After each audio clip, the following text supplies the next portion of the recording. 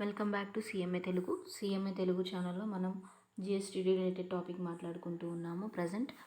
And GST టాపిక్లో మనం ఇప్పుడు ఏం మాట్లాడుకుంటున్నామంటే లివే అండ్ కలెక్షన్ చాప్టర్ అనమాట. సో లివే అండ్ కలెక్షన్ చాప్టర్లో మనం చాలా టాపిక్స్ అయితే ఇంట్రడక్షన్లో కంప్లీట్ చేసాము అండ్ స్టార్టింగ్లోనే ఉన్నాము. అండ్ ఇప్పుడు మనం కాంపోజిషన్ లివే గురించి మనం లాస్ట్ క్లాస్లో మాట్లాడుకున్నాం, దానికి సంబంధించిన ఎగ్జాంపుల్స్ కూడా మాట్లాడుకున్నాం. అండ్ ఒకసారి ఇంకోసారి డీటెయిల్గా మనం కాంపోజిషన్ లివే అంటే ఏంటనేది చూద్దాం. సో కాంపోజిషన్ లివే అనేది ఏంటి అంటే మనకి ఏదైతే మనం యాక్చువల్గా ట్యాక్స్ రేట్ ఏదైతే ఉందో, మనం టోటల్ ఇన్కమ్ మీద పే చేసే ట్యాక్స్ ఏదైతే ఉందో, సో అది తక్కువ పర్సెంట్లో పే చేయడం కోసం మనం ఈ కాంపోజిషన్ లివే అనేది అవైల్ చేసుకుంటాం అనమాట.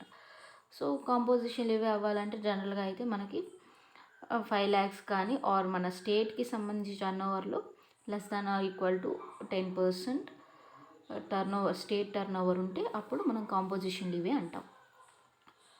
సో వాటి రెండిట్లో మనం less than or equal to 10% of state టర్నోవర్లో ఆర్ 5 lakhs రెండిట్లో ఏదైతే హైయెస్ట్ పర్సంటేజ్ వస్తుందో, హైయెస్ట్ అమౌంట్ వస్తుందో దాన్ని మనం కాంపోజిషన్ లివే కింద మనం తీసుకోవాల్సిన వాల్యూ అనమాట. అండ్ చూడండి, composition levy SSC can have value of services. So ఇక్కడ ఏంటంటే వాల్యూ ఆఫ్ గూడ్స్ కాదండి, ఓన్లీ వాల్యూ ఆఫ్ సర్వీసెస్ అనమాట. So value of services other than restaurant services అంటే మనకి రెస్టారెంట్ సర్వీసెస్ కాకుండా, సో రెస్టారెంట్ కాకుండా వేరే అదర్ సర్వీసెస్ అయినప్పుడు, అలాగే వాల్యూ ఆఫ్ సర్వీసెస్ అనమాట, గూడ్స్ కాకుండా వాల్యూ ఆఫ్ సర్వీసెస్ అనమాట. సో ఏదైతే మన స్టేట్కి సంబంధించి టర్నోవర్ ఉంటుందో, టర్నోవర్ అంటే సేల్స్ అనమాట, సో దాంట్లో మనం 10% or less than or equal to 10% value తీసుకోవాలి. అలాగే 5 lakhs వాల్యూ తీసుకోవాలి. అండ్ రెండిట్లో 10% వాల్యూ చేసినప్పుడు ఏదైతే హైయెస్ట్ వస్తుందో 5 lakhs ఆర్ ఏదైతే హైయెస్ట్ వాల్యూ వస్తుందో ఆ హైయెస్ట్ వాల్యూని మనం కాంపోజిషన్ లివేకి తీసుకోవాల్సిన అమౌంట్ అనమాట. సో కాంపోజిషన్ లివేని క్యాలిక్యులేట్ చేయాలి అంటే మనకి ఈ కండిషన్స్ లాగా అనమాట. సో సపోజ్ మ్యానుఫ్యాక్చరర్, అలాగే ట్రేడర్ అవ్వచ్చు, రెస్టారెంట్ ఓనర్ అవ్వచ్చు, రెస్టారెంట్ డీల్ చేసే వాళ్ళు ఉంటారు కదా, వాళ్ళు అవ్వచ్చు. సో వాళ్ళు కనుక మనం కాంపోజిషన్ లివే రావాలి అంటే ఏం చేయాలి అంటే వాళ్ళు ట్యాక్సిబుల్ గూడ్స్ని సప్లై చేయాలన్నమాట. అలాగే ఏదైతే సేల్స్ చేస్తుంటారో అవి విత్ ఇన్ స్టేట్ చేయాలన్నమాట. గూడ్స్ అవ్వచ్చు, సర్వీసెస్ అవ్వచ్చు, విత్ ఇన్ స్టేట్ చేయాలన్నమాట. అలాగే ఏ ఎలక్ట్రానిక్ కామర్స్ ఆపరేటర్ని కూడా యూజ్ చేసుకోకూడదు. ఈ 3 కండిషన్స్ సాటిస్ఫై చేస్తే మనకి person is eligible to opt composition levy provided previous year aggregate turnover less than or equal to 1.5 crore అనమాట. ఇది ఎప్పటి నుంచి మనకు అప్లికబిలిటీ ఉందంటే 1st April 2019 నుంచి అప్లికబుల్ ఉందన్నమాట, అండర్ సెక్షన్ 10 అనమాట. సో అంటే ఏంటంటే ఒకవేళ నాన్ ట్యాక్సిబుల్ గూడ్స్ అంటే ఏంటి, ఎగ్జామ్టెడ్ గూడ్స్ అప్లై చేస్తే ఆ పర్సన్కి కాంపోజిషన్ లివే అప్లికబిలిటీ లేదనమాట. Option to pay tax at composition levy is not applicable. అలాగే ఇంటర్ స్టేట్ ట్రాన్సాక్షన్స్ చేస్తే అంటే అవుట్వర్డ్ సప్లై చేస్తే అంటే ఒక స్టేట్ నుంచి ఇంకో స్టేట్కి గూడ్స్ పంపిస్తే అప్పుడు ఆ పర్సన్ ఎవరైతే పంపించారో ఆ పర్సన్ కాంపోజిషన్ లివేని అవైల్ చేసుకునే అవకాశం లేదు.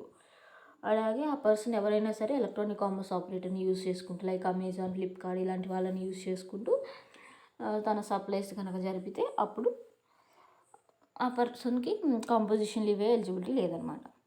సో ఈ 3 కండిషన్స్ అనమాట. అండ్ ఇంకో కండిషన్ ఏంటంటే లాస్ట్లో ఆ ప్రీవియస్ ఇయర్ టర్నోవర్ అనేది 1.5 crore మాత్రమే ఉండాలి. ఇప్పుడు 1.6 crore ఉందనుకోండి, ఆ పర్సన్కి కాంపోజిషన్ లివే అనేది ఎలిజిబిలిటీ ఉండదు.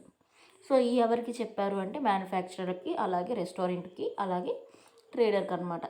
వీటికి సంబంధించిన సప్లయర్స్ ఎవరైతే ఉన్నారో ఆ సప్లయర్స్ అందరూ కూడా ట్యాక్సిబుల్ గూడ్స్ అనేవి సప్లై చేయాలి, విత్ ఇన్ స్టేట్ సప్లై చేయాలి. అలాగే ఏ ఎలక్ట్రానిక్ కామర్స్ ఆపరేటర్ని కూడా యూజ్ చేసుకోకూడదు. అండ్ వాళ్ళ ప్రీవియస్ ఇయర్ టర్నోవర్ వచ్చేసరికి 1.5 crore ఉండాలన్నమాట. సో ఈ 4 కండిషన్స్లో ఏ ఒక్కటి కానీ మిస్ అయినా ఆ పర్సన్ మాత్రం కాంపోజిషన్ స్కీమ్కి ఎలిజిబుల్ కాదనమాట. So he is not eligible to opt composition levy అనమాట. అలాగే ఈ సప్లయర్ ఎవరైతే ఉన్నారో వేరే అదర్ బిజినెస్లో ఉంటే, అంటే ఏంటి, మ్యానుఫ్యాక్చరర్ కాదు, రెస్టారెంట్ కాదు, అలాగే ట్రేడర్ కాదు. సో అప్పుడు ఏంటి అంటే Previous year turnover. Supply of service has option to claim composition scheme provided. Previous year turn over ఏదైతే ఉందో అదేమో 50 ల్యాక్స్ లోపు ఉండాలి, ఒక 50 ల్యాక్స్ ఉండొచ్చు. అలాగే ఆ పర్సన్ ట్యాక్సిబుల్ గూడ్స్ని సప్లై చేయాలి, విత్ ఇన్ స్టేట్ ట్రాన్సాక్షన్స్ చేయాలి. అలాగే ఎలక్ట్రానిక్ కామర్స్ ఆపరేటర్ని ఎవరిని కూడా యూజ్ చేసుకోకూడదు అనమాట. సేమ్ కండిషన్సే, కాకపోతే వాళ్ళకి టర్న్ ఓవర్ లిమిట్ ఏంటంటే అంటే వేరే అదర్ అనమాట. So supplier manufacturer, trader, restaurant owner కాకుండా వేరే అదర్ సప్లయర్ అనుకోండి, అంటే వేరే అదర్ బిజినెస్కి సంబంధించిన సప్లయర్ అనుకోండి, వాళ్ళకి లాస్ట్ ఇయర్ టర్న్ ఓవర్ ఎంత ఉంది అండ్ వాళ్ళ ట్రాన్సాక్షన్స్ విత్ ఇన్ స్టేట్ జరుగుతుందా లేదా, ఎలక్ట్రానిక్ కామర్స్ ఆపరేటర్ని యూజ్ చేసుకున్నాడా లేదా, అండ్ ట్యాక్సిబుల్ గూడ్స్ని సప్లై చేస్తున్నాడా లేదా, ఇవి చూసుకోవాలి. అండ్ వాళ్ళ టర్న్ ఓవర్ వచ్చేసి 50 ల్యాక్స్ లోపు ఉండాలి. అండ్ ఇది ఎప్పటి నుంచి మనకి అప్లికబిలిటీలో ఉందంటే with effect from 1st April 2019 అనమాట. సో ఇది కాంపోజిషన్ లివేకి సంబంధించి. So supplier, manufacturer, restaurant owner, అలా కాకుండా ట్రేడర్, ఇవి 3 అయితే కనుక 1.5 crore ఉండాలన్నమాట అగ్రిగేట్ టర్న్ ఓవర్ ప్రీవియస్ ఇయర్కి సంబంధించి. వేరే అదర్ సప్లయర్స్ అయితే కనుక 50 ల్యాక్స్ లోపు ఉంటే సరిపోతుంది అనమాట. అండ్ ఏదైతే వాల్యూ కాంపోజిషన్ లివేకి మనం తీసుకుంటాం ఆ వాల్యూ ఎంత ఉండాలి అంటే ఇదనమాట. Composition leeway, SSC can have value of services other than restaurant services. So మనకి వాల్యూ ఆఫ్ సర్వీసెస్ ఏదైతే ఉందో దాన్ని ఎలా తీసుకోవాలి అంటే less than or equal to 10% of turnover in a state in the previous year are 5 lakhs whichever is hire. So ఇప్పుడు స్టేట్కి సంబంధించిన టర్న్ ఓవర్లో మనకి సపోజ్ మనకి 10 lakhs ఉన్నాయనుకోండి, ఆ 10 lakhs మీద 10% వేసాము, 1 lakh వచ్చింది. 1 lakh or 5 lakhs whichever is higher అని అనుకోండి, 5 lakhs అనేది మనం వాల్యూ ఆఫ్ సర్వీసెస్ లాగా తీసుకోవాలన్నమాట. అంటే కాంపోజిషన్ లివేకి సంబంధించి ఆ వాల్యూ మాత్రమే మనం తీసుకోవాలన్నమాట. దాని మీద మనం ఏదైతే పర్సంటేజ్ మనకు చెప్తాడో ఆ పర్సెంట్ అనేది మనం వాల్యూ చేయాలన్నమాట. సో ఇదనమాట కాంపోజిషన్ లివేకి సంబంధించి బ్రీఫ్గా. అండ్ ఇవన్నీ కూడా మన లాస్ట్ క్లాస్లో డిస్కస్ చేసాము. అండ్ నెక్స్ట్ టాపిక్ వచ్చేసి for the purpose of determination of 10% of turnover in a state or union territory in the preceding financial year or 5 lakhs whichever is higher with effect from 1st August 2019 explanation inserted with regard to turnover. So the value of exempt supply of services provided by way of extending deposits, loans or advances insofar as the consideration is represented by way of interest or discount shall not be taken into account for determining the value of turnover in a state or union territory. So ఇక్కడ మనం ఏదైతే మనం తీసుకుంటున్నామో composition లివేకి సంబంధించి value of services find out చేసేటప్పుడు, so value of turn ఓవర్లో ఏదైతే ఈ turn over of state అన్నారు కదా, ఆ స్టేట్కి సంబంధించి టర్న్ ఓవర్లో మనకి ఏవి డిపాజిట్స్ ఉన్నా, ఆ డిపాజిట్స్ అమౌంట్స్ ఉన్నా, అలాగే లోన్స్ ఉన్నా, అలాగే అడ్వాన్సెస్ ఇలాంటి అమౌంట్స్ ఉన్నా, లోన్స్ అండ్ అడ్వాన్సెస్, డిపాజిట్స్ ఇవన్నీ కూడా మనకి టర్న్ ఓవర్ వాల్యూలో ఇంక్లూడ్ చేయకూడదు. సో అవి మాత్రం ఎక్స్క్లూడ్ చేసి ఏవైతే టర్న్ ఓవర్ ఉందో ఆ టోటల్ టర్న్ ఓవర్లో మనం 10% చేయాలి, అలాగే 5 lakhs చేయాలన్నమాట.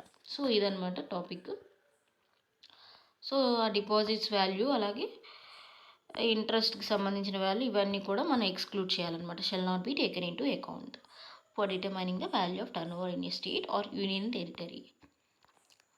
సో ఈ ఎగ్జాంపుల్స్ అన్నీ కూడా మనం లాస్ట్ క్లాస్లో చూసాము. అండ్ ఇక్కడి నుంచి అనమాట ఈరోజు topic. So threshold limit. So threshold limit గురించి ఈరోజు టాపిక్ అనమాట. So with effect from 1st April 2019 extension in the limit of threshold limit of aggregate turnover for availing composition scheme to 1.5 crore. So మనకి ఏదైతే limit 1.5 crore ఉందో ఆ 1.5 crore సంబంధించి మనకి ఇదే టాపిక్ అనమాట. అంటే ఏంటి, థ్రెషోల్డ్ లిమిట్ గురించి. So with effect from 1st April 2019 extension in the limit of threshold limit of aggregate turnover for availing composition scheme to 1.5 crore. So ఏంటంటే మనకి ఏదైతే 1.5 crore ఉందో ఆ అమౌంట్ని మనం ఎక్స్టెండ్ చేయొచ్చు అనమాట. సో ఆ లిమిట్ని మనం ఎక్స్టెండ్ చేయొచ్చు అనమాట. అగ్రిగేట్ టర్న్ ఓవర్ ఉందో, థ్రెషోల్డ్ లిమిట్ ఉందో, అది కాంపోజిషన్ స్కీమ్ని అవైల్ చేసుకోవటం కోసం కొంతమందికి ఎక్కువ టర్న్ ఓవర్ ఉండొచ్చు, కొంతమందికి తక్కువ టర్న్ ఓవర్ ఉండొచ్చు. సో ఇక్కడ ఏం చెప్పారు అంటే మనకి April 2019 ఈ థ్రెషోల్డ్ లిమిట్ ఏదైతే ఉందో దాని ఎక్స్టెన్షన్ కోసం ఏదైతే కాంపోజిషన్ లెవెల్కి అవైల్ చేసుకోవాలో 1.5 crore ఉందో ఆ 1.5 crore అవైల్ చేసుకోవాలో వాటికి సంబంధించిన రూల్స్ అవి చెప్పారనమాట. So the central government vide notification number 14/2019 Central Tax dated 7th March 2019 notified that an eligible registered person whose aggregate turnover in the preceding financial year did not exceed 1.5 crore may opt to pay tax under composition scheme. So ఇక్కడ ఏం చెప్పిందంటే central government మనకి circulars కానీ notifications కానీ ఇస్తుంది కదా. So central government ఒక నోటిఫికేషన్లో ఏం చెప్తుంది అంటే నోటిఫికేషన్ 14/2019లో ఏం చెప్తుంది అంటే మనకి ఏదైతే 1.5 crore థ్రెషోల్డ్ లిమిట్ ఉందో ఈ 1.5 crore కనుక దాటకుండా ఉండుంటే అంటే within 1.5 crore or equal to 1.5 crore ఉంటే కనుక ఎవరైతే రిజిస్టర్డ్ పర్సన్స్ ఉన్నారో ఆ పర్సన్స్కి ఎలిజిబిలిటీ ఉందన్నమాట. కాంపోజిషన్ స్కీమ్ని ఆప్ట్ చేసుకునే ఎలిజిబిలిటీ ఉందన్నమాట. అది సెంట్రల్ గవర్నమెంట్ చెప్తుందన్నమాట. చూడండి, notified that an eligible taxable person eligible registered person whose aggregate turnover in the preceding financial year did not exceed 1.5 crore. So 1.5 crore దాటకుండా ఉంటే అంటే ఏంటి 1.5 crore లోపు ఉంటే అంటే 1.5 crore లోపు ఉంటే ఆ పర్సన్ ఏంటంటే ఆప్షన్ ఉందన్నమాట. ఆ పర్సన్కి కాంపోజిషన్ స్కీమ్ మీద ట్యాక్స్ పే చేయొచ్చు ఆర్ రెగ్యులర్గా ట్యాక్స్ పే చేయొచ్చు అనమాట. సో రెగ్యులర్గా ట్యాక్స్ పే చేస్తే ఏంటంటే వాళ్ళకి ఇన్పుట్ ట్యాక్స్ క్రెడిట్ వస్తుందన్నమాట. సో అది మ్యాండేటరీ అయితే కాదనమాట. ఆ రిజిస్టర్డ్ పర్సన్కి అది ఒక ఆప్షన్ అనమాట. సో నాకు కాంపోజిషన్ స్కీమ్ తీసుకుంటాను, నేను తక్కువ ట్యాక్స్ పే చేయాలని ఉంది, నేను ఎక్కువ ట్యాక్స్ కట్టలేను, ఇన్పుట్ ట్యాక్స్ క్రెడిట్ వచ్చినా రాకపోయినా నాకేం ఇబ్బంది లేదని చెప్పి ఆ పర్సన్ ఏం చేయొచ్చు అంటే కాంపోజిషన్ స్కీమ్ని తీసుకోవచ్చు అనమాట. సో 1.5 crore మాత్రమే అనమాట మనకి థ్రెషోల్డ్ లిమిట్ కాంపోజిషన్ స్కీమ్కి. However the said aggregate turnover shall be 75 lakh in the case of persons registered under the following states. మనకి జనరల్గా అయితే కాంపోజిషన్ స్కీమ్ అనేది 1.5 crore అనమాట. అలా కాకుండా మనకి ఈ సంబంధించి ఈ పర్టికులర్ 8 స్టేట్స్ ఏవైతే ఉన్నాయో ఈ స్టేట్స్లో 75 crore అనమాట. ఏదైతే మనకి లిమిట్ ఉందో థ్రెషోల్డ్ లిమిట్ 75 lakhs అనమాట. సో ఈ పర్సన్స్ ఏంటంటే ఈ పర్టికులర్ రిజిస్టర్ పర్సన్స్ ఈ పర్టికులర్ 8 స్టేట్స్లో ఉంటే కనుక అరుణాచల్ ప్రదేశ్ కావచ్చు, మణిపూర్, మేఘాలయ, ఈ 8 స్టేట్స్ ఏవైతే ఉన్నాయో ఈ స్టేట్స్లో 75 lakhs మాత్రమే అనమాట థ్రెషోల్డ్ లిమిట్. సో 75 lakhs లోపు ఉన్న ఆర్ 75 lakhs ఉన్నా సరే వాళ్ళకి ఆప్షన్ ఉందన్నమాట. కాంపోజిషన్ స్కీమ్ని అవైల్ చేసుకోవచ్చు. ఆర్ రెగ్యులర్గా ట్యాక్స్ పే చేస్తానంటే రెగ్యులర్గా ట్యాక్స్ పే చేయొచ్చు. ఆర్ కాంపోజిషన్ స్కీమ్ అవైల్ చేసుకుంటే ఏంటంటే వాళ్ళకి ఇన్పుట్ ట్యాక్స్ క్రెడిట్ రాదు, కానీ తక్కువ పర్సంటేజ్ అనేది ట్యాక్స్ అనేది పే చేస్తారనమాట. So however the said aggregate turnover shall be 75 lakh in case of persons registered under the following states: Arunachal Pradesh, Manipur, Meghalaya, Mizoram, Nagaland, Sikkim, Tripura, Uttarakhand. So ఈ పర్టికులర్ 8 స్టేట్స్ ఏవైతే ఉన్నాయో ఈ 8 స్టేట్స్లో కూడా 75 lakhs అనమాట థ్రెషోల్డ్ లిమిట్. జనరల్గా అయితే 1.5 crore అనమాట, అంటే 1.5 crore. సో ఈ 8 స్టేట్స్లో ఏంటంటే ఎవరైతే రిజిస్టర్డ్ పర్సన్స్ ఉన్నారో ఆ రిజిస్టర్డ్ పర్సన్స్కి థ్రెషోల్డ్ లిమిట్ అనేది 75 lakhs అనమాట. సో 75 lakhs కనుక ప్రీవియస్ ఇయర్ అగ్రిగేట్ టర్నోవర్ ఉంటే ఆ టర్నోవర్ అనేది వాళ్ళకి ఏంటంటే కాంపోజిషన్ స్కీమ్కి ఎలిజిబుల్ అనమాట. So aggregate turnover as per section 2 class 66 of the CGST Act 2017. The term aggregate turnover means the aggregate value of all taxable supplies. So ఇక్కడ ఏంటంటే మనకి అగ్రిగేట్ టర్నోవర్కి సంబంధించి డెఫినేషన్ చెప్తున్నారనమాట. సో అగ్రిగేట్ టర్నోవర్ అంటే ఏంటి అంటే మనకి ఏవైతే మనం అన్ని సప్లైస్ చేస్తామో ఆల్ సప్లైస్ అనమాట, ఆల్ ట్యాక్సిబుల్ సప్లైస్, అలాగే excluding the value of inward supplies on which tax is payable by a person on reverse charge basis. So taxable సప్లైస్లో మనకి కొన్ని సప్లైస్ ఉంటాయి కదా రివర్స్ ఛార్జ్ బేసిస్లో పే చేసేవి. సో రిసిపియంట్ పే చేస్తాడనమాట, సప్లయర్ కాకుండా రిసిపియంట్ పే చేస్తాడు రివర్స్ ఛార్జ్ బేసిస్ అంటే. అది మనకి తర్వాత టాపిక్స్లో వస్తుంది. సో ఈ రివర్స్ ఛార్జ్ బేసిస్కి సంబంధించి ఏదైతే సప్లైస్ ఉన్నాయో ఆ సప్లైస్ని ఎక్స్క్లూడ్ చేశారు. అండ్ మామూలుగా ఏవైతే సప్లయర్ పే చేస్తారో ఆ ట్యాక్సిబుల్ సప్లైస్, అలాగే exempted supplies, exports of goods or services. So ఇక్కడ ఏంటి, ట్యాక్సిబుల్ వాల్యూ ఎంత అని అడగలేదు, అగ్రిగేట్ టర్న్ ఓవర్ ఎంత. సో ఎగ్జంప్టెడ్ గూడ్స్కి సంబంధించి టర్న్ ఓవర్ ఉంటుంది, అలాగే ట్యాక్సిబుల్ గూడ్స్కి సంబంధించి ఉంటుంది. సో టోటల్ అన్ని వాల్యూ అనమాట. Means the aggregate value of all taxable supplies, exempted supplies, exports of goods or services or both and interstate supplies of persons having the same permanent account number. So permanent account number అంటే మనకి pan అనమాట, PAN pan. So ఏంటంటే మనకి జనరల్గా pan card అంటారనమాట మనకి. అది ఇప్పుడు ప్రజెంట్ అందరూ ట్యాక్స్ పే చేసే ప్రతి ఒక్క పర్సన్ దగ్గర పాన్ కార్డ్ అనేది ఉంటుందన్నమాట. సో దాన్ని పర్మనెంట్ అకౌంట్ నెంబర్ అంటారు. To be computed on all India basis but excludes central tax, state tax, union territory tax, integrated tax and cess. So ఇదనమాట కాంపోజిషన్ స్కీమ్కి సంబంధించి మన అగ్రిగేట్ టర్న్ ఓవర్ ఏదైతే స్టేట్కి సంబంధించి ఉంటుందో దానిలో 10% or less than or equal to 10% అని వేస్తాం కదా. సో ఆ person aggregate turnover calculate చేసేటప్పుడు మనం ఆల్ ట్యాక్సిబుల్ సప్లైస్ తీసుకుంటాం, ఎగ్జంప్టెడ్ సప్లైస్ తీసుకుంటాం, ఎక్స్క్లూడింగ్ ఏవైతే సప్లైస్ ఉంటాయో ఆ రివర్స్ ఛార్జ్ బేసిస్లో చేసిన సప్లైస్, ఆ సప్లైస్ని ఎక్స్క్లూడ్ చేయగా ఏవైతే remaining taxable supplies, exempted supplies, అలాగే ఎక్స్పోర్ట్కి సంబంధించి గూడ్స్ ఆర్ సర్వీసెస్ సంబంధించి, అలాగే ఇంటర్ స్టేట్ సప్లైస్, ఒక స్టేట్ నుంచి ఇంకో స్టేట్కి సప్లైస్ చేసాం, అలాంటి సప్లైస్కి సంబంధించిన transactions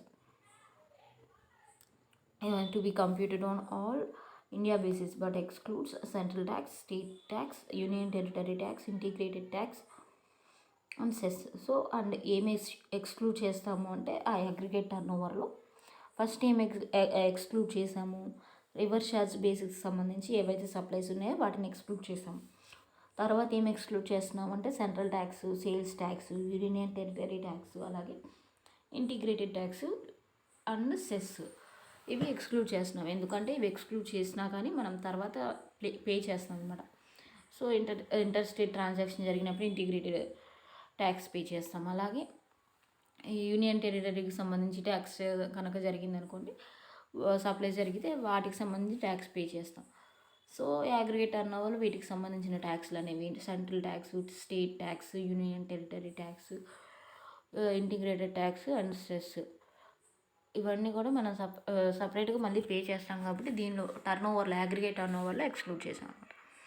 so aggregate turnover includes, aggregate turnover excludes. So ఇక్కడ జనరల్గా మళ్ళీ మనకి బ్రీఫ్గా ఇచ్చారనమాట. The value of exported goods or services, exempted goods or services or both which attracts nil rate of tax or wholly exempt from tax and includes non-taxable supply. Interstate supplies between distinct persons having same PAN. Supply on account on behalf of a principal. So మనం చెప్పుకున్నది అనమాట. పైన ఏవైతే taxable supplies ఉన్నాయో అవన్నీ కూడా మనకి aggregate టర్న్ ఓవర్లో ఇంక్లూడ్ చేస్తాం. అలాగే గూడ్స్కి సంబంధించి మనం ఏదైనా సరే వేరే స్టేట్కి అవ్వచ్చు ఆర్ వేరే కంట్రీకి కావచ్చు మనం ఎక్స్పోర్ట్ చేసాం. ఆ ఎక్స్పోర్ట్ చేసిన గూడ్స్ అండ్ సర్వీసెస్ సంబంధించిన వాల్యూ, అలాగే ఎగ్జంప్టెడ్ గూడ్స్, ఈ ఎగ్జంప్టెడ్ గూడ్స్ కూడా సప్లై చేసినట్టే, కాకపోతే ఏంటంటే ట్యాక్స్ రేట్ అనేది నిల్ అనమాట. సో వాటికి సంబంధించిన వాల్యూ అనమాట. Exempted goods or services or both which attracts nil rate of tax or మొత్తానికి మనకి ఎగ్జంప్టెడ్ అనమాట, wholly exempt from tax and includes non-taxable goods. So non taxable goods అన్నా కానీ అంతే. నాన్ ట్యాక్సిబుల్ సప్లై అంటే ఏంటంటే ఎగ్జంప్టెడ్ సప్లై అనమాట, దాని మీద ట్యాక్స్ పే చేయాల్సిన అవసరం లేదు. అలాగే inter state supplies between distinct persons having same PAN, supply on account and on behalf of principal. So మనం ప్రిన్సిపల్ అండ్ ఏజెంట్ ట్రాన్సాక్షన్ జరిగినాయి, అవి విత్ ఇన్ స్టేట్ జరిగినవి, ఇవన్నీ కూడా మనం ఎక్స్క్లూడ్ చేస్తాం అనమాట. అగ్రిగేట్ టర్న్ ఓవర్లోంచి ఎక్స్క్లూడ్ చేస్తాం, అలాగే ఇంక్లూడ్ చేస్తాం. ప్రిన్సిపల్ సప్లైవి ఇంక్లూడ్ చేస్తాం అనమాట. అండ్ ఏమి ఎక్స్క్లూడ్ చేస్తాము అంటే aggregate turnover excludes inward supplies on which the recipient is required to pay tax under reverse charge mechanism. So ఇది మనం డిస్కస్ చేసాం అనమాట. ఏవైతే సప్లైస్ ఉన్నాయో రివర్స్ ఛార్జ్కి సంబంధించి అంటే రిసిపియంట్ పే చేస్తాడు, మనం పే చేయాల్సిన అవసరం లేదు. సో అగ్రిగేట్ టర్న్ ఓవర్లోంచి ఎక్స్క్లూడ్ చేస్తాం. అండ్ ఇంకా ఏం ఎక్స్క్లూడ్ చేసామంటే central tax, state tax, union and territory tax, integrated tax, ఇవి ఎక్స్క్లూడ్ చేసాం. అలాగే compensation cess. So compensation cess అంటే ఏవైతే మనం లగ్జరీ ఐటమ్స్ మీద ఆర్ ప్రీషియస్ ఐటమ్స్ మీద మనం పే చేసే ట్యాక్స్ ఉంటుందో దాన్ని కాంపన్సేషన్ సెస్ అంటాము. అలాగే ఏవైనా సరే మనం చెప్పుకున్నాం పైన interest, deposits, loans and advances, ఇవన్నీ కూడా ఏంటంటే మనం ఎక్స్క్లూడ్ చేస్తాం అనమాట.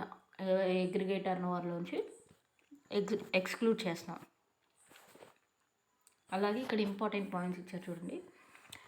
The turnover will be computed PAN wise, అంటే ఏంటంటే పర్మనెంట్ అకౌంట్ నెంబర్ వైజ్ అనమాట. సో ఒక్కొక్కరికి ఒక్కొక్క నెంబర్ ఉంటుంది, ఆ నెంబర్ వైజ్ మనం టర్న్ ఓవర్ అనేది కంప్యూట్ చేస్తాం అనమాట. The partner and partnership firm will have different PAN numbers. Thus the turnover of partner and partnership firm will not be aggregated. ఏంటంటే మనకి ఏదైతే పార్ట్నర్షిప్ ఫామ్ ఉందో పార్ట్నర్షిప్ ఫామ్లో partners ఉంటారు. సో పార్ట్నర్షిప్ ఫామ్కి ఒక పాన్ కార్డ్ ఉంటుంది, అలాగే ఒక్కొక్క ఇండివిజువల్ పార్ట్నర్కి ఒక్కొక్క పాన్ కార్డ్ ఉంటుంది. సో వాళ్ళ టర్న్ ఓవర్ అనేది మనకి అగ్రిగేట్ చేయలేము అనమాట. Thus the turnover of partner and partnership firm will not be aggregated. ఎందుకంటే పర్సన్ ఇండివిజువల్గా పార్ట్నర్ ఒక్కొక్క పర్సన్ ఒక్కొక్క పార్ట్నర్ అవుతాడు, అగ్రిగేట్గా పార్ట్నర్షిప్ ఫామ్ అవుతుంది అనమాట. రెండింటికి డిఫరెంట్ పాన్ ఉంటుంది అనమాట. సో వాళ్ళందరూ కూడా డిస్టింక్ట్ పర్సన్స్ అనమాట. సో అది అగ్రిగేట్ టర్న్ ఓవర్లో యాడ్ చేయకూడదు అనమాట. Partnership firm will not be aggregated. And ఇంకొకటి ఏంటంటే థర్డ్ పాయింట్ చూడండి. The HUF and individual co-partner of a family have different PAN numbers. Hence, turnover of Karta of HUF in his individual capacity and turnover of Karta of HUF will not be aggregated. So ఇక్కడ ఏంటంటే HUF total వాళ్ళ family మొత్తం మెంబర్స్ని కలిపితే మనకి HUF అనమాట. దానికి ఒక పాన్ నెంబర్ ఉంటుంది. అలాగే ఒక్కొక్క ఇండివిజువల్ కో పర్సన్ అవ్వచ్చు, కో పార్ట్నర్ అవ్వచ్చు, ఎవరైతే హెచ్యుఎఫ్ సంబంధించి మెంబర్స్ ఉన్నారో వాళ్ళందరికీ కూడా పాన్ ఉంటుంది అనమాట. సో వాళ్ళకి డిఫరెంట్ పాన్ నెంబర్స్ ఉంటాయి. సో సేమ్ పాన్ నెంబర్స్ ఉంటే అగ్రిగేట్ చేయవచ్చు, డిఫరెంట్ ఉంటాయి కాబట్టి will not be aggregated. Supply of goods after completion of job work by A registered job worker shall be treated as supply of goods by principal referred to in section 143 of CGST Act 2017. And the value of such goods shall not be included in the aggregate turnover of registered job worker. It will be included in the turnover of principal, included in the aggregate turnover of registered job worker. It will be included in the turnover of principal.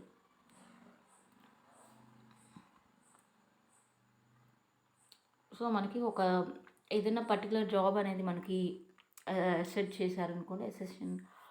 So దానికి సంబంధించి supply of goods అనమాట. అంటే ఆ job work ఏదైతే complete అయిందో దానికి complete అయిపోయిన తర్వాత మనం గూడ్స్ సప్లై చేసాం అనమాట.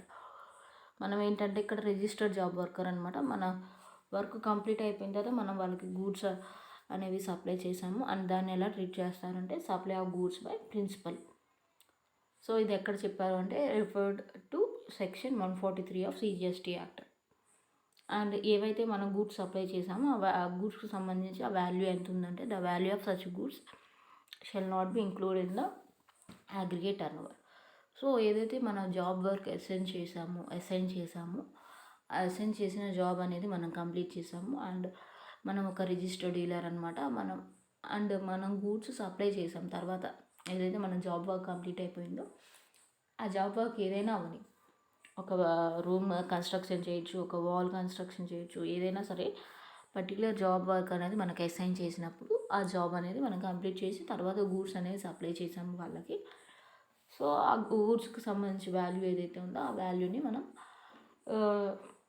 ఈ ఏదైతే అగ్రిగేట్ టర్న్ ఓవర్ ఉందో దాంట్లో మనం ఇంక్లూడ్ చేయకూడదు అనమాట. Shall not be included in the aggregate turnover of registered job worker.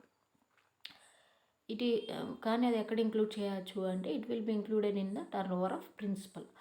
So ప్రిన్సిపల్కి సంబంధించిన టర్న్ ఓవర్ ఏదైతే ఉంటుందో ఆ టర్న్ ఓవర్లో మనం ఇంక్లూడ్ చేయొచ్చు అనమాట. అలాగే composition scheme, SSC is not eligible to avail input tax credit. చూడండి, composition scheme, SSC is not avail to input tax credit. So ఇది కాంపోజిషన్ స్కీమ్కి సంబంధించి మెయిన్ పాయింట్ అనమాట. కానీ ఇది లాస్ట్లో ఇచ్చారు. సో ఎవరైతే రిజిస్టర్ పర్సన్ మనకి కాంపోజిషన్ స్కీమ్ 1.5 crore కంటే తక్కువ టర్న్ ఓవర్ వస్తుంది, నేను కాంపోజిషన్ స్కీమ్ అవైల్ చేసుకోవాలనుకుంటున్నాను అనుకుని ఆ పర్సన్ ఏం చేశాడు అంటే కాంపోజిషన్ స్కీమ్ అవైల్ చేసుకున్నాడు. అండ్ ఆ పర్సన్కి అలా కాంపోజిషన్ స్కీమ్ అవైల్ చేసుకున్నందుకు ఇన్పుట్ ట్యాక్స్ క్రెడిట్ అనేది రాదు. So composition scheme SSC is not eligible to avail input tax credit.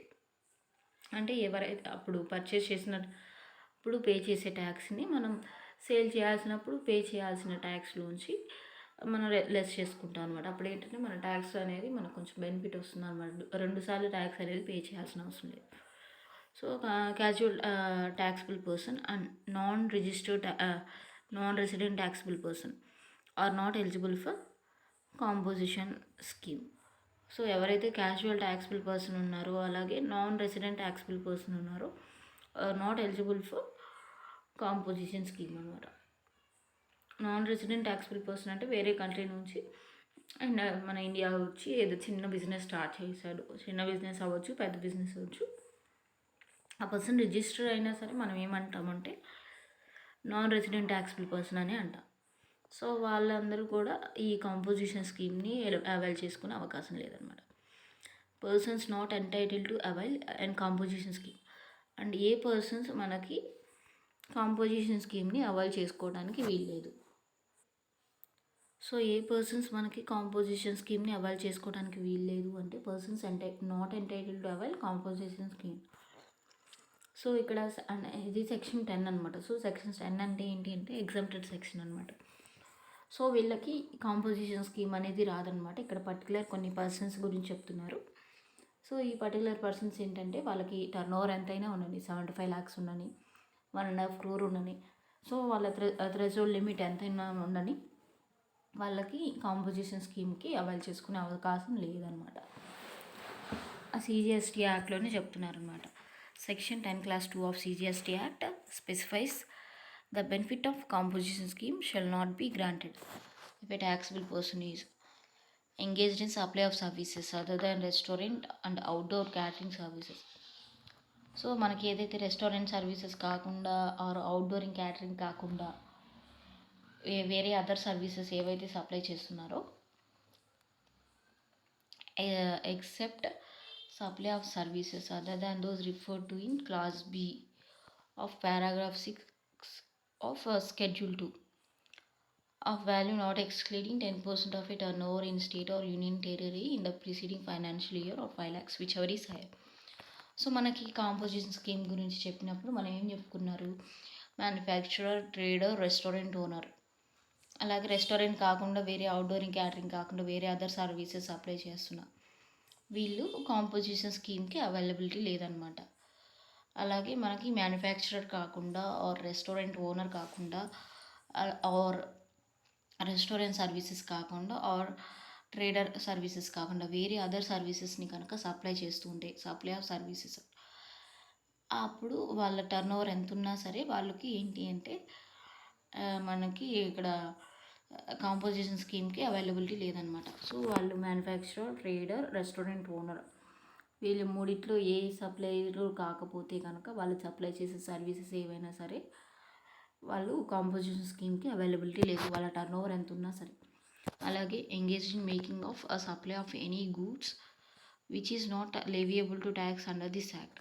So మనకి జిఎస్టీకి సంబంధించి ఈ యాక్ట్ ప్రకారం CGST యాక్ట్ ప్రకారం కావచ్చు, IGST యాక్ట్ ప్రకారం కావచ్చు, సో యాక్ట్లకి సంబంధించి ఏవైతే గూడ్స్ సప్లై చేయకూడదని చెప్పారో ఆ చేయకూడదని చెప్పిన గూడ్స్ సప్లై చేసినా సరే అంటే ఏంటి ఎగ్జామ్టెడ్ గూడ్స్ కావచ్చు, ఏ గూడ్స్ అయినా సరే మనకి కొన్ని గూడ్స్ ఓన్లీ సప్లై చేయకూడదని చెప్పారు కానీ ఆ గూడ్స్ సప్లై చేస్తున్నారనమాట.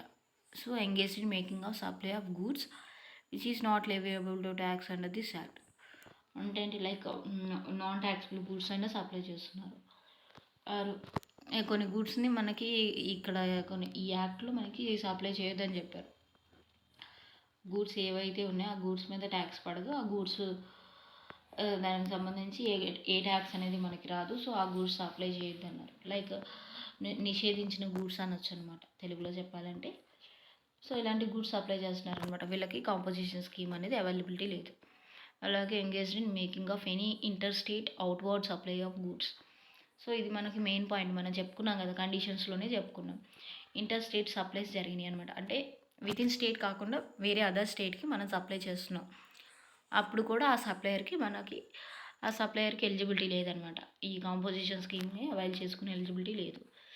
అలాగే engaged in making of any supply of goods through electronic commerce operator who is required to collect tax at source, section 52. So ఇది మనకి ఏంటంటే ఎలక్ట్రానిక్ కామర్స్ ఆపరేటర్ని కూడా యూజ్ చేసుకోవద్దు అన్నారు. కానీ ఇక్కడ వీడు ఏం చేస్తున్నాడు, సప్లయరు ఎలక్ట్రానిక్ కామర్స్ ఆపరేటర్ని యూజ్ చేసుకుంటూ సర్వీసెస్ తీసుకుంటున్నాడు, అలాగే సప్లైస్ చేస్తున్నాడు. ఆ పర్సన్కి కాంపోజిషన్ స్కీమ్కి రాదనమాట. అలాగే manufacture of such goods as may be notified by the government on the recommendations of GST council. So మనకి జిఎస్టీ కౌన్సిల్ అని ఒకటి ఉంటుంది కదా, ఆ council manufacture of goods government ద్వారా నోటిఫై చేశారనమాట కొన్ని మ్యానుఫ్యాక్చరర్స్ని. ఆ గవర్నమెంట్ మ్యానుఫ్యాక్చర్ చేసిన వాళ్ళు ఎవరైతే ఉన్నారో వాళ్ళు ఈ కాంపోజిషన్ స్కీమ్కి ఎలిజిబిలిటీ లేరనమాట. అది వాళ్ళు డైరెక్ట్గా ఈ సిజిఎస్టీ యాక్ట్లోని సెక్షన్ 10లో చెప్తున్నారనమాట. సో వీళ్ళందరూ కూడా ఈ ఫాలోయింగ్ పర్సన్స్కి కాంపోజిషన్ స్కీమ్ అనేది అవైలబిలిటీ లేదనమాట. So this is all for today అనమాట. నెక్స్ట్ క్లాస్లో మనం ఈ ఎగ్జాంపుల్స్ ఏవైతే ఉన్నాయో కాంపోజిషన్ స్కీమ్కి సంబంధించి ఈ ఎగ్జాంపుల్స్ అనేవి డిస్కస్ చేద్దాం. So thanks for watching. Please like చేయండి, షేర్ చేయండి, సబ్స్క్రైబ్ చేయండి. Thanks for watching. Subscribe to our channel CMA Telugu. Please like, share, subscribe to my channel CMA Telugu.